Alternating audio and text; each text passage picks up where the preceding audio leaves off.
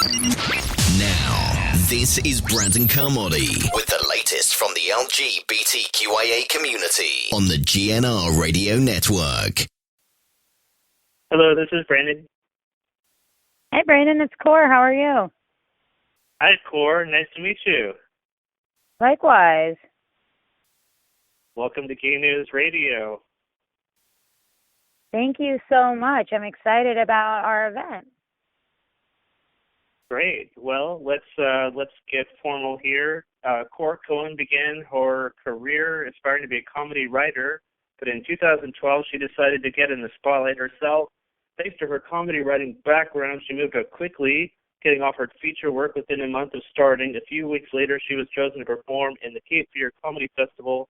The festival led to even more work. So, yeah, tell us about your comedy, Coor. Yeah, thank you so much for having me. So if I had to describe my comedy in 2 words, I would say intellectually silly. I like to kind of tackle big topics, but bring it in a fun and playful way. I started doing stand-up in the South, so being liberal in the South is not exactly something that goes over well with a lot of audiences, so I had to learn how to really get my point across without alienating my audience, and that's really helped me as I've grown out on the West Coast. That's exciting. And where in the South, if I may inquire? Yeah, so I started as a writer in Nashville, and then I spent a little bit of time in Knoxville, and I've done shows all over the Southeast. Pretty much if it's a room that pays or a theater, I've been there. And then I relocated to Portland because of the incredible comedy scene that's thriving and growing here about 2 years ago. Welcome to P-Town. That's exciting. So I assume that it is a given that you notice some diverse differences between Portland versus, Nashville and the other scenes. I'm sure that there's maybe even a night and day difference, right? Absolutely, absolutely. And the audiences here are much more engaged, and they're expecting, they're really expecting a higher intellectually charged comic when they come on stage, which is something that in the South, it would be a big turnoff, I think, because it's, I'm not very much of a Larry the Cable Guy or kind of a Southern Comedy Club type comic. I've always done private venues and alternative theaters, and it wasn't really until I relocated here that I actually felt comfortable being in a comedy club, and it's just because the audiences are so different. And it's a nice challenge here. It definitely has helped me grow as a writer, but also as a performer, and I really feel that maybe before I didn't consider my comedy as more of an art, but now it is definitely has that passion behind it.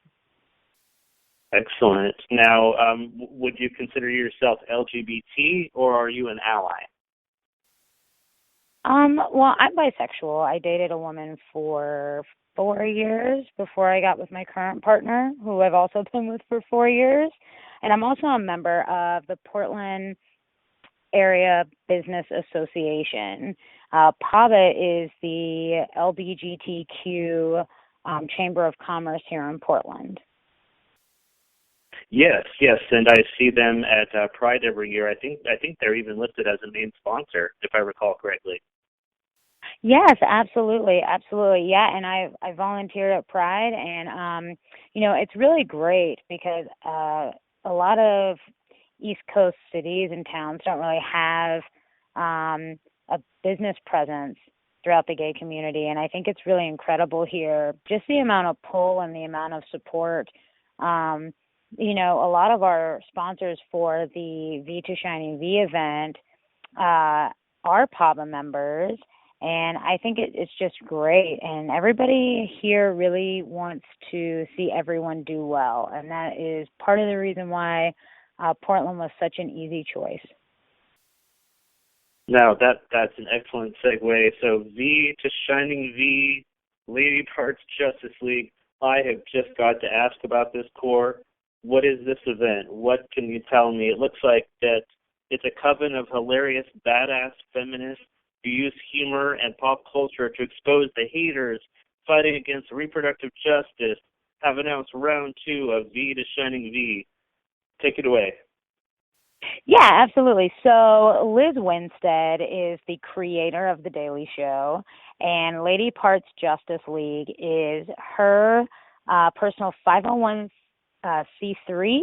which is a nonprofit that is geared towards affecting legislative policy that affects reproductive rights and women's health. So what we have decided to do, and it's right in line with the type of brand of comedy that I do, is that we take tough, controversial topics and we approach them with a sense of humor and a sense of humility and something that's actionable. So the actual website, ladypartsjusticeleague.com, is a fun and informative website that publishes videos and blogs from their team of writers and comedians. The projects that we have going on this year, actually, LPJ traveled to Mississippi and to Alabama to see firsthand the struggles that abortion providers really face every day.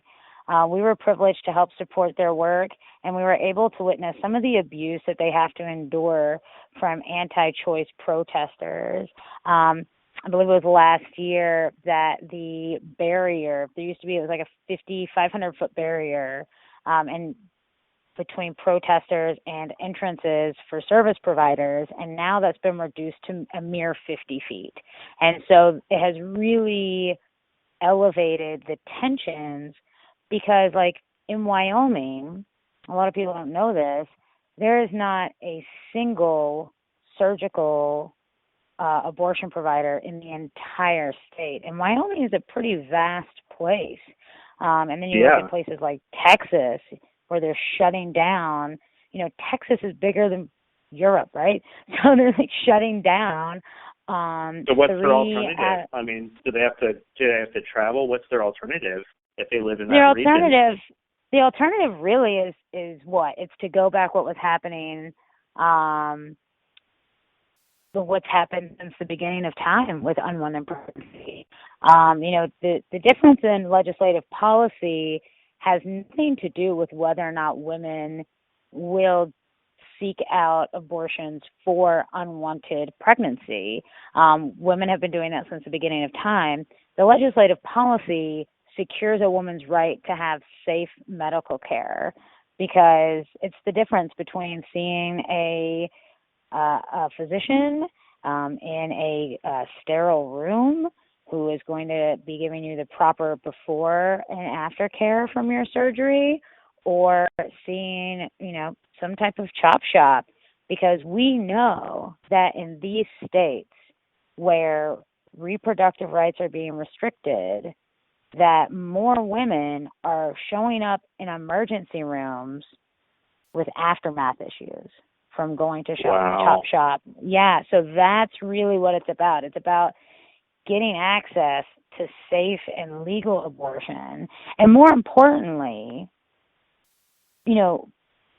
I think a lot of people don't realize that, yes, when you're saying, we are trying to prevent unwanted pregnancies and trying to prevent unwanted births by restriction, but by opening up access to birth control, we're preventing tens of thousands of unwanted pregnancies. So what we're noticing legislatively is that it isn't in these states where, and being a Southerner, I can say I've gone through this personally, in these states, it's not just the access to abortion that's being restricted. That legislation is coinciding with a restrictive access to birth control. And don't forget, Planned Parenthood does things like cancer screenings and general women's health. So it's really kind of throwing out the baby with the bathwater. Now, taking all of that into account, does the current timbre coming out of this current election season bother you in any way? I just want to give you some numbers here. 7 out of 21 of the 2016 presidential candidates are Catholic, and they are Bush, Rubio, Santorum, Jindal, O'Malley, Pataki, and Christie. And, of course, we've seen them interviewed. I know that you made a mention on Twitter that you were watching the GOP debates last week. Some of them have taken a pretty anti-woman or anti-choice stance, not even for the life of the mother. I think one of them even said maybe for the life of the mother, and that was the only circumstance that they would be okay with abortion. Does that bother you? Yeah, absolutely. I mean, part of a big joke that I kind of have here is I thank Oregonians for providing me with refugee status. Say I'm not from California, I'm okay, I'm a refugee. And part of the reason why is that this is the same song and dance that has been going on for decades. Before I was even born, it's the same people with the same policies on the same side. And the fact of the matter is that, one, the Supreme Court has ruled on this. It's been ruled on. It has been policy for decades. But also 40 plus years, right. Yeah, so part of the reason that they're going at the state level to get this policy passed is because there is nothing that can be done federally. So what we're trying to do at Lady Parts Justice is, one, we're trying to encourage federal law that's more open, that restricts the states' rights on it. But when you look at in the states where you look at Rubio, I'm Floridian, and abortion rates in Florida have always been fairly high. But I'm 30, and I remember being in middle school and seeing probably 10 or 15 people who I rode my bus with after school who ended up pregnant, unwanted pregnancies, because they didn't have access to birth control or to abortions. No, those are good points. So if you could affect legislation or influence legislation, what are some of the things that you would like to see? Do you have kind of a bucket list of goals that women in this country need to accomplish as far as rights right now? Yeah, well, I definitely think, the Lilly Ledbetter Act, which was the first piece of legislation that President Obama signed into law, which, prevented you from essentially getting in trouble if you found out that your male counterpart was making a higher salary for you for the exact same work, was a big step in the right direction. But I really think that women of color really need to have more protections and more access. When you look at the wage gap disparity, primarily it affects minorities at 77 cents on the dollar. So I think that creating more economic opportunity is really where where the root of the issue is, right? Because we know that education leads to economic opportunity, and economic opportunity is kind of where the fold is on the data. We know that when it comes to abortion care, women in Wyoming who do not want to have a pregnancy can fly out of the state to go get health care wherever they want if they are of privilege. But it's the impoverished women who are most affected because they might not have access to transportation, or they might not be able to take 5 days off of work if they need to recover without having the possibility of not making their rent. So I really think that legislative policy definitely involving those who are economically less fortunate, is particularly women of color, and especially like trans women of color as well. It's a huge, huge area where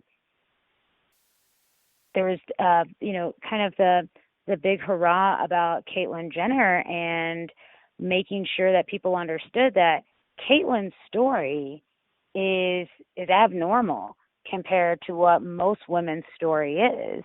And the media Yes. tends to highlight those of privilege and not really bring it down to the 99% level. Yes, and one thing that I've noted when following the Caitlyn Jenner story, and I'm really making an effort to try to watch a few episodes of I Am Kate, but one episode that I did catch, she was meeting with GLAAD, and she was talking about them when it comes to the trans community, and several people in the room had to point out, honey, you are now the face of the trans community. You're not just in the trans community, but you're the face of it, and you're using this, excluding terminology. You need to be inclusive. So I was really surprised that even post-surgery, wig and makeup and everything, there was still a divide there. So absolutely. And the one question that I want to ask, you have a wonderful grasp on this topic. I can tell that you're very passionate about it. But how does this all become funny? How does this become funny on stage? These are such serious issues to women. How does it become funny? Well, I mean, the mind behind the project is who? Liz Winstead, right? So she created The Daily Show. So The Daily Show's job 4 nights out of the week is to take the worst of the weekend and on Monday make it sound great, make it entertaining, and let people know that, yeah, it might be kind of daunting, but it's better than it was 40 years ago, and that what we do today, that 40 years from now, they can look back at this time and think, whoa, how did they even make it? So we have got some really great entertainers. Joanne Schinderly, who is incredibly funny. She has probably one of my favorite bits on birth control that I've ever heard. And so as soon as I was producing the show, I was like, that joke belongs on that show. And then we have Belinda Carroll. Belinda's been a staple in the community here. I believe she grew up on Hawthorne. So she's been here her entire life. And I, with the work that I saw her do with Pride, and then also the work that I saw her do prior to the legalization of marriage here in Oregon, I just thought that is someone who's taken a tough topic and has brought their comedy around it to kind of just pull people together. So we're looking forward to having a really great show. It's going to be about 90 minutes. We have had an incredible outpouring of sponsors. We have Yoga Riot provided over $700 in yoga memberships to give away. Wow, nice. Yeah, really great. And they do some lovely stuff. They do free yoga for youth after school to just, if you don't want to be out on the street and you don't have anywhere to go, come into Yoga Riot and do something constructive. So they're really great about that. We also have Women with Moxie, who donated to our operating costs to take care of the performers specifically. And that's, they're a business networking group. So as a whole, the organization said, we are Women with Moxie here in Portland, and we support what you all are doing, and we want to support women's rights around the country. We also had the Eastburn threw us some really great stuff as well. The Thermals also gave us some swag to give away, and we are really looking forward to just having a great, fun night. It is a 100% free show. All you have to do is show up and laugh. The business community has eaten up all the costs, and they've donated tons of goods, so we can just have a great time. If you would like to donate at the show to Lady Parts Justice League, if you're passionate about it, absolutely, we'd love to have you do that. But is that our main goal? No. We just want to say we want to make sure everybody's registered to vote, which here in Oregon, we're really lucky that you're automatically registered with your license. So the V to Shining V event around the country is focused on making sure that women are voting at the municipal level where these decisions are being made on restrictive health care. Excellent. Now I want to. We're going to give out an award to you right now, Coor. So, and this is sad. This is sad, reflective on kind of where we are at too. And I absolutely hope that this does not show in any way the disparities on women. But you, Coor Cohen, have the distinct uniqueness of being the first woman to appear on Gay News Radio. Congratulations. Oh, great. Awesome. That's great to hear. We have been trying to find a woman. We do have one other interview in the can that will appear soon, but you were the first one to appear on Gay News Radio, so thank you so much. So it looks like the show will be for everyone in Portland. Please come. For those listening in the United States and around the world, please appreciate it from afar. It is at the Curious Comedy Theater, 5225 Northeast MLK Boulevard in Portland.